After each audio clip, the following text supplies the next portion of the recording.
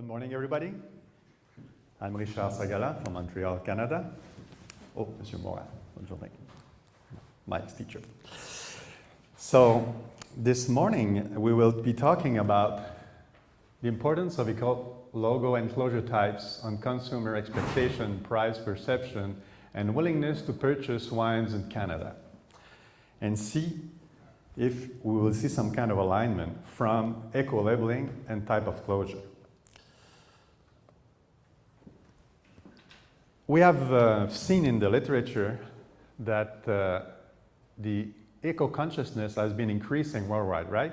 You see a couple there discussing issues about greening. And consumers are integrating eco-values in their lifestyle choice. So the literature reflects that. So therefore, producers and retailers and others use sustainability to support their brand and develop products to offer to generate competitive advantage. But as was exposed previously, you see all this can be a bit confusing. There's quite a few logos going around. And indeed, the wineries and the gatekeepers, especially in Canada, where this study has been conducted on the Quebec and Ontario market, we'll talk about it a little later on. Gatekeepers are very important because wine distribution is done through monopolies, which have tremendous power. And indeed, in their criteria to select the wines, you'll get points for being green, you know, lighter glass and doing a few good green positive signaling will help you getting a listing. And everybody is really competing for that. And therefore, trying to assess and respond to the consumer demand for eco products. And indeed, as you know, all know, wine is a credence good, and packaging send very strong signals as to which one are you going to pick in a lineup of SKUs. And what we were intrigued by is indeed all these different signals, several packaging attributes need to be combined for effective eco-label. Is there some kind of alignment that we can derive at some point? So, and we wanted to assess the closure issue. Can closure enhance or disrupt the eco-friendly brand image? And for that matter, we have devised an experiment. And our aim was this, to understand relative importance of the different extrinsic wine attributes such as closure types and eco-label logos and price and purchase intent of bottled wines in 2 Canadian provinces. Those two markets, Quebec and Ontario, are the most important one. They represent 2/3 of the population. In terms of buying power, they are like probably 80% of the market altogether. With 14 million people, Ontario is the largest, but Quebec at 8 million is the one that drinks more wine, at 22 liters per person. And Ontario is at 17 in the average Canadian.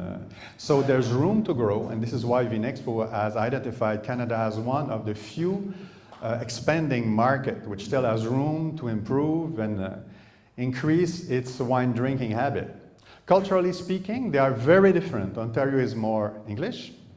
So you have like a 80-20, you know, the revenue from the liquor boards, they will get from alcohol here in Ontario, and Quebec would be the opposite. Wine will be 80-20 for alcohol. Ontario will be 80 for alcohol and 20 wine. But still, they're wine drinkers, and they really like it, and they're expanding, and they have an industry there because they can produce good wines. Probably you've heard about the Niagara region peninsula. So therefore, we wanted to contrast those two markets. One, Quebec, perhaps you know that this is the French-speaking part of Canada. And because of that, it has a cultural heritage, meaning that not only we drink more wine, but we're more aligned with the wine culture. You know, we take for granted things that come from France. So therefore, it has been imprinted on us. So, this is how we have built the experiment.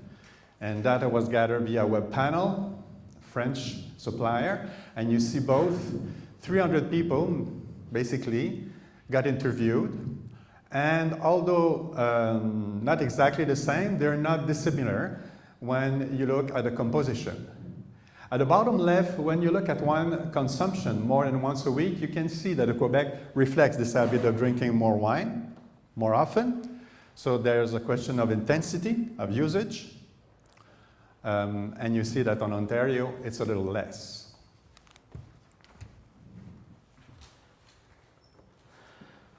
So what happened is that the people were presented 3 times 4 pictures, and 4 times 3 pictures.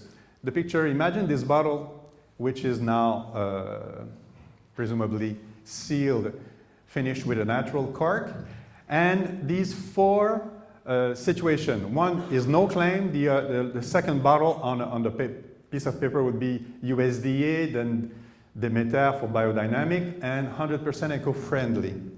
So they will have a second set, this time finished with a synthetic cork, and a third set of 4 images with screw cap. So we use the adjuster scale, so they have to express their interest from 1 to 10. They have to come up with a price. They would pay for this one. We have selected, according to the literature and what we knew, as being a very widely accepted wine, which is a red Cabernet Sauvignon from Napa Valley, which is appealing in both markets. We didn't want to pick a wine which is a bit more esoteric. And at the end, we asked, would you realistically purchase this wine for the price you wrote? So as you can see now, the results are coming in. First of all, you see that natural cork commands some kind of interest and attraction, natural attraction. Synthetic less, and screw cap, well, you see, no claim, organic, biodynamic, and eco-friendly. In all other, the 3 certifications, including the one with no claim, natural cork seemed to be the preferred way from the panel. Quebec and Ontario as well. Natural cork, 2 different markets, but again, natural cork seems to be agreeable to the consumer, the white consumers there. So it's kind of echoing in both provinces an interest for natural cork. Now you will see the likelihood of buying is 61%, as we were mentioning. It's a Napa Red from Napa Cabernet Red, so therefore there's normally a general interest for that. And even with no claim, the likelihood is there, but see, and it's a bit what we were talking about, the trade-offs. Organic and biodynamic, a little less, but eco-friendly, which is a very understandable and simple way of expressing things, raised interest again. Natural cork, yeah, and synthetic and screw cap were not doing that good. So no claim.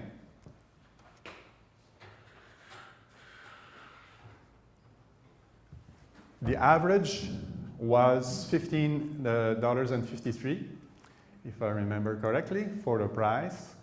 And you have eco-friendly was coming good, and you can see there.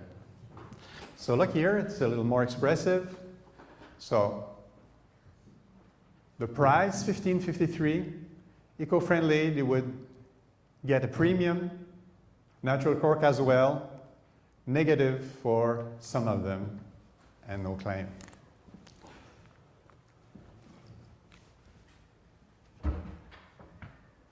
So again, the importance, I'll let you read it, since I only have a minute. And please have a look at this. So you have relative utility in the orange color and marginal willingness to pay. Eco and natural.